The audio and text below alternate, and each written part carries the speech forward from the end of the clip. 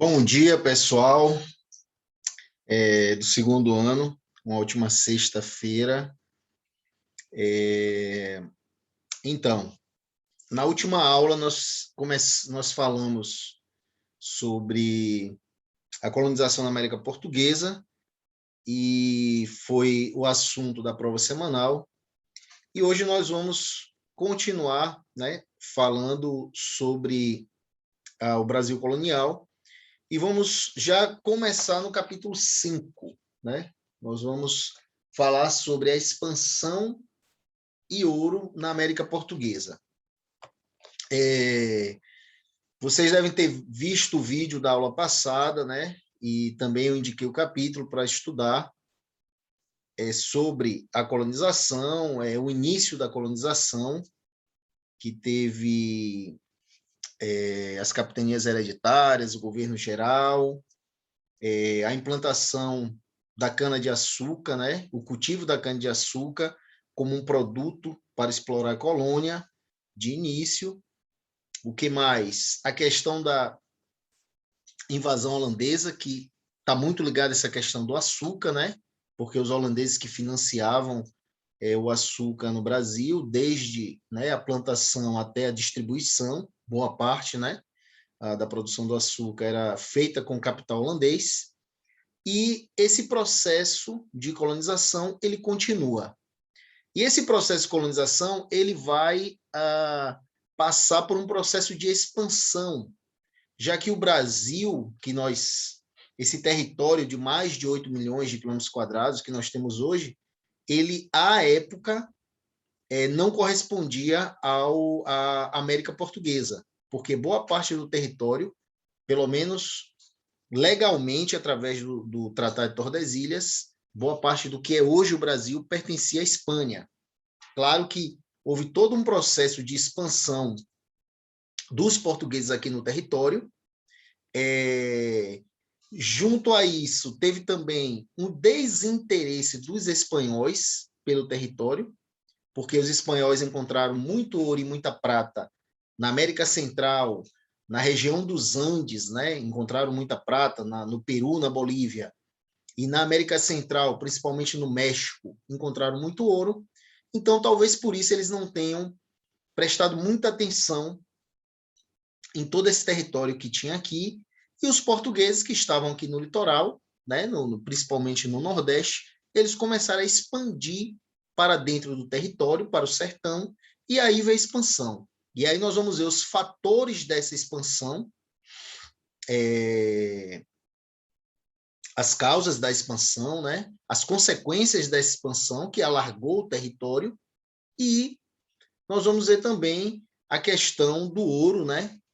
Da mineração, que foi assim mais uma riqueza encontrada, né? Foi uma riqueza encontrada e que desde a época que os portugueses começaram a colonizar o Brasil, eles estavam à procura de metais preciosos, né? Para fomentar a economia de Portugal.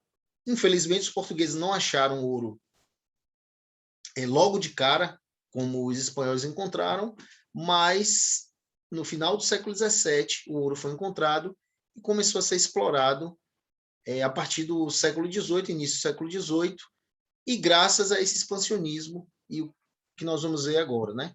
Vou compartilhar aqui um slide para facilitar a explicação, né? E vamos lá. Então, nós temos aqui, pessoal, o que acontece? Os portugueses, quando chegaram no Brasil, eles ficaram muito no litoral. Então, o que é que acontece? No início, houve a questão da exploração do pau-brasil, só que o pau-brasil não era um cultivo, o pau-brasil era uma extração, né? Eles extraíam o pau-brasil, foi a primeira atividade econômica, mas a coroa portuguesa precisava fazer a colônia dar algum lucro, né?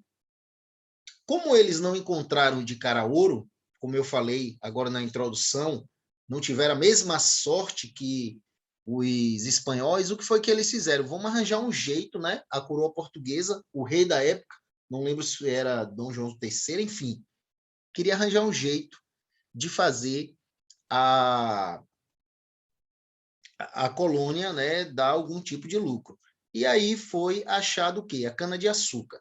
E por que eu estou falando sobre isso? Esse início, a cana-de-açúcar era cultivada no litoral brasileiro, na parte que pertencia a Portugal, só que ao longo do tempo, os portugueses foram adentrando para o interior do que é hoje o Brasil, que tinha um nome na época, um nome genérico de sertão. Foram adentrando o sertão e foram alargando o território, foi expandindo o território, daí o nome é a expansão. E essa ocupação do interior do Brasil, que era chamada de sertão, ela foi feita de várias formas. Uma das formas foi o quê, pessoal? A criação de gado, principalmente no Nordeste. E por que a criação de gado? Pelo seguinte, porque como o litoral ele era usado para plantar cana-de-açúcar, era proibido criar gado, né, no litoral. Então, as pessoas que queriam criar gado, que para criar gado não precisava muito investimento, né? A mão de obra era pouca, só bastava o quê? Um vaqueiro para cuidar do gado. E o vaqueiro ele recebia, muitas vezes o salário do vaqueiro era o que as crias, né? Quando a manada, enfim, a criação de gado, vamos dizer assim, a boiada, melhor dizendo, desculpa, ela ia dando as crias, o vaqueiro muitas vezes recebia como salário. Então, era um custo baixo, mas só que não podia criar gado no litoral, porque o litoral era só para plantar cana-de-açúcar. Então, esse gado, esses criadores de gado foram descendo o sertão, chegaram até o Rio São Francisco, por isso que o Rio São Francisco foi chamado de Rio dos Currais, e isso fez com que isso foi um fator de colonização, de expansão, né? Rio São Francisco, Parnaíba, a região da Bahia, Pernambuco, enfim. Então, o gado foi um fator que fez com que expandisse o território da América Portuguesa, né? Que mais?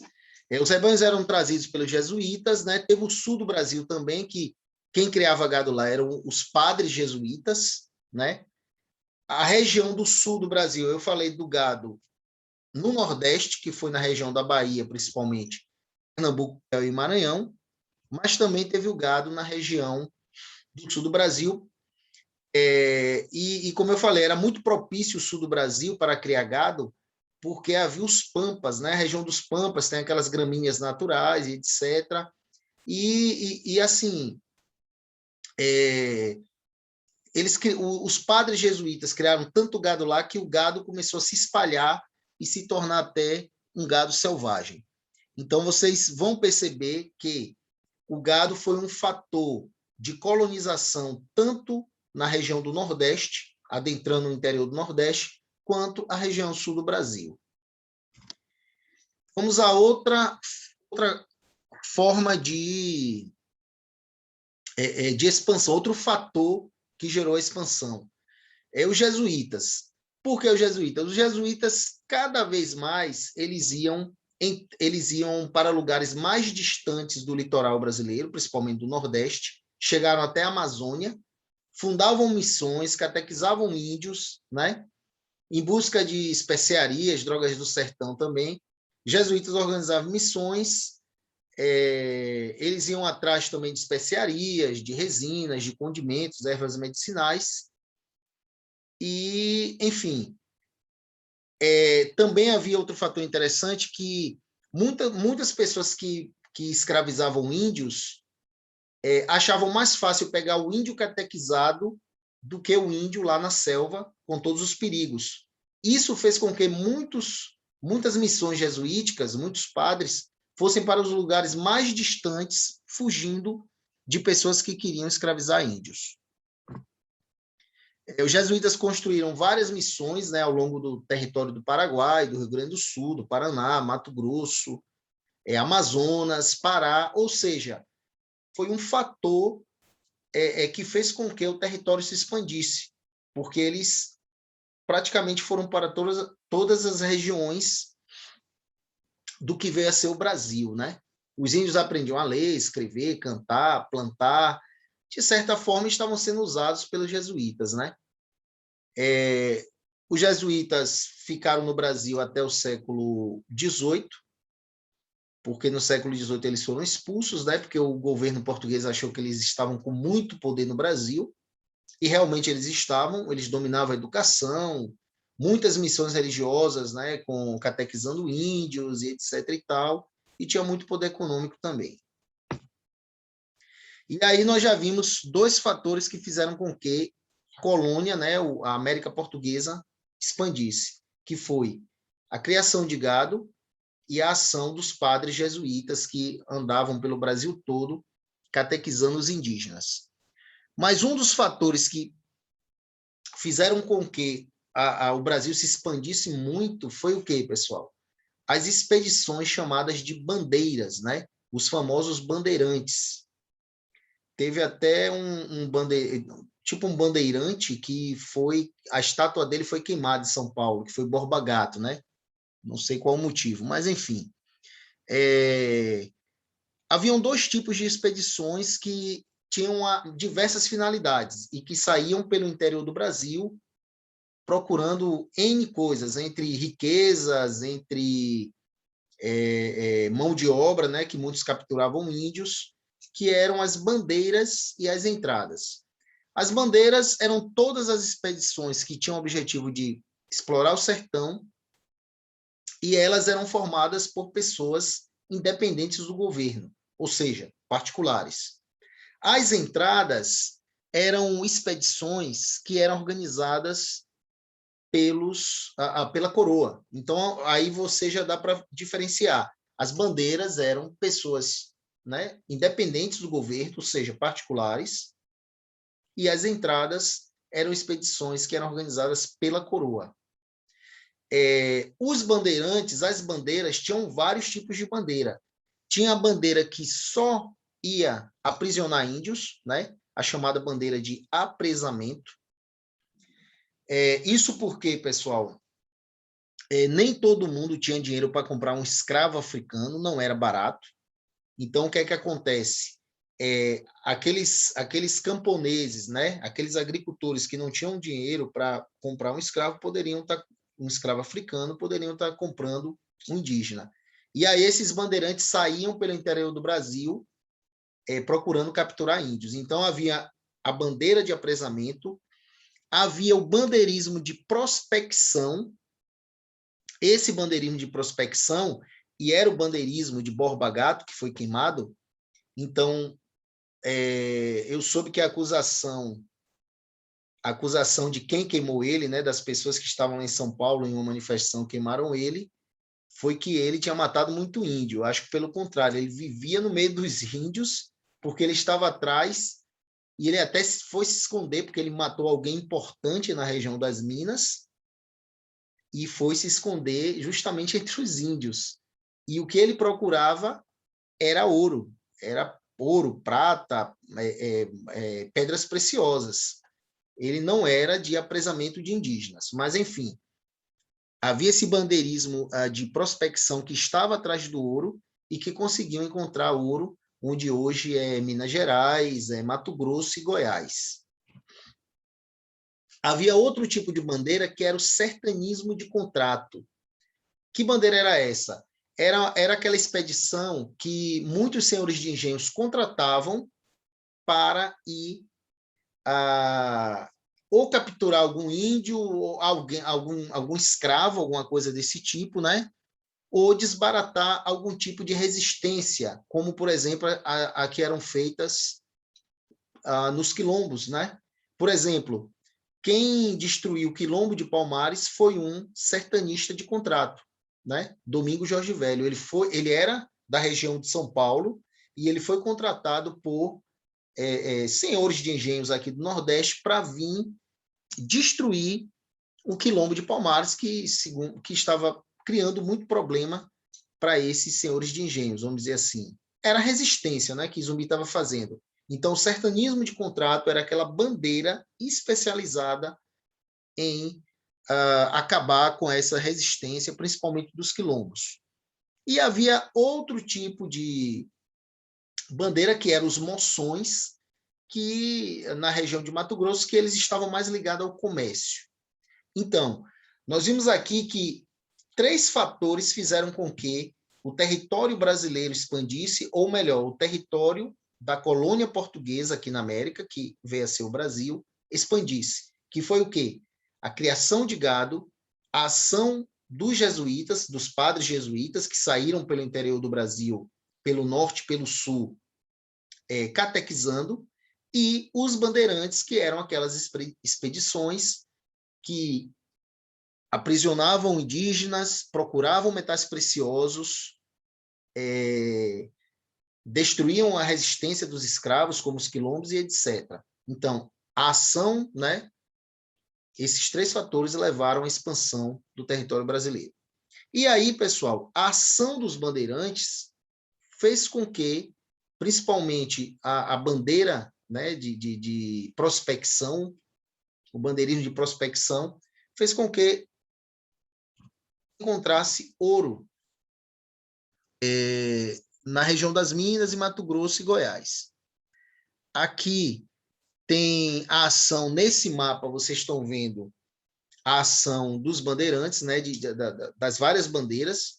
Essas setas vermelhas aqui são a caça ao índio, né, que se deu em várias regiões aqui do sul do Brasil e norte do Brasil também. As setas verdes é a bandeira de prospecção. Vocês estão vendo que se situa na região de Goiás, de Cuiabá, que é a região de Mato Grosso, e na região de Minas Gerais, atual, onde está aí no mapa Vila Rica. E o sertanismo de contrato, vocês vão ver muito onde? Na região do Nordeste. Por quê? Porque esses bandeirantes eram contratados de São Paulo para o Nordeste para destruir os quilombos. Depois, lá no século XVIII, depois que os portugueses tinham dominado várias regiões através da ação do gado, dos jesuítas e dos bandeirantes, Portugal e Espanha tiveram que sentar para resolver esse problema. Qual era o problema? O problema era o seguinte: boa parte das terras que hoje é o Brasil pertenciam à Espanha. Só que quem estava povoando eram os portugueses. E aí, como resolver esse problema?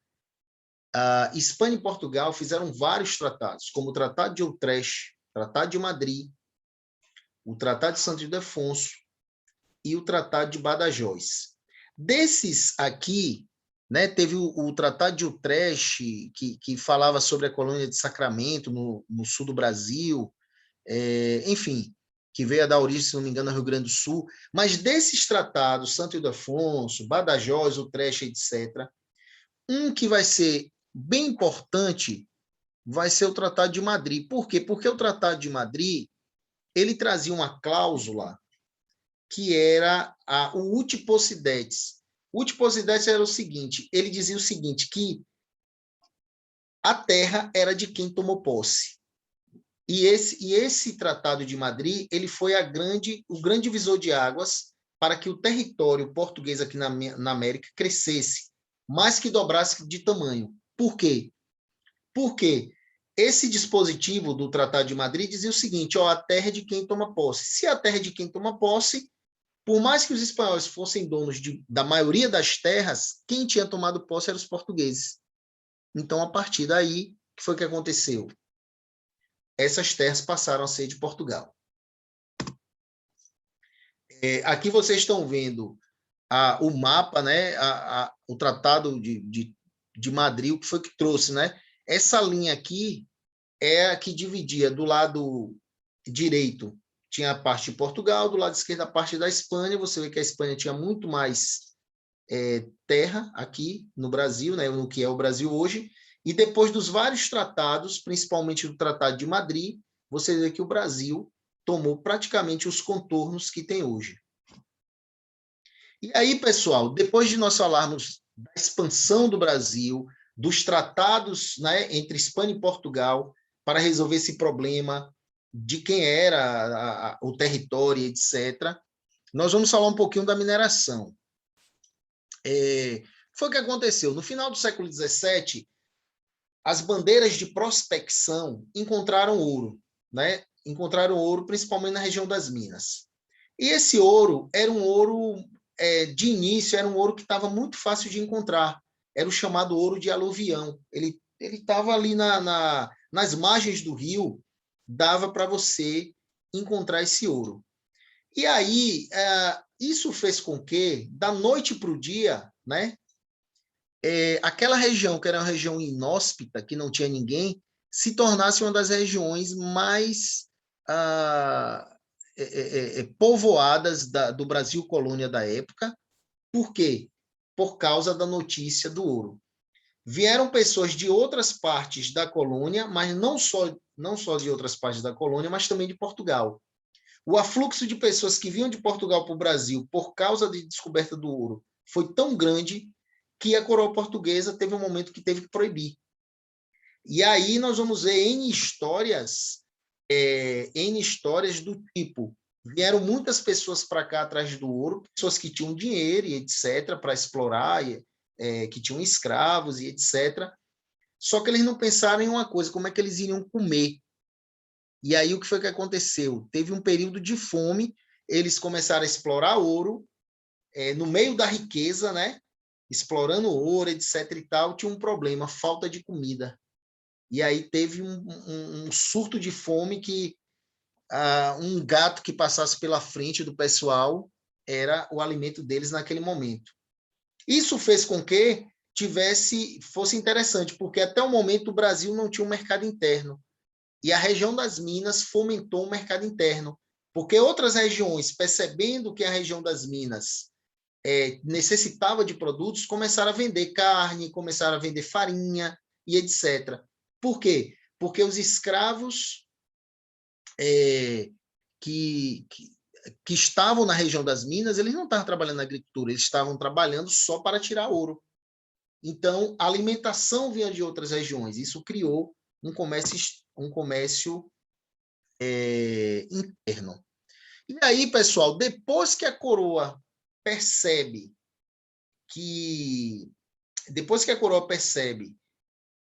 que está dando dinheiro aquele ouro, que está tendo muito lucro, etc., eles começam a taxar esse ouro, a criar impostos para, enfim, para tirar um lucro em cima desse ouro. Aí vai dar briga e etc. e tal. Mas isso eu vou deixar para a próxima aula, a gente faz uma introdução. Hoje eu dei uma introdução, né? E próxima aula a gente fala mais precisamente da mineração, ok? Um abraço a todos e bom estudo.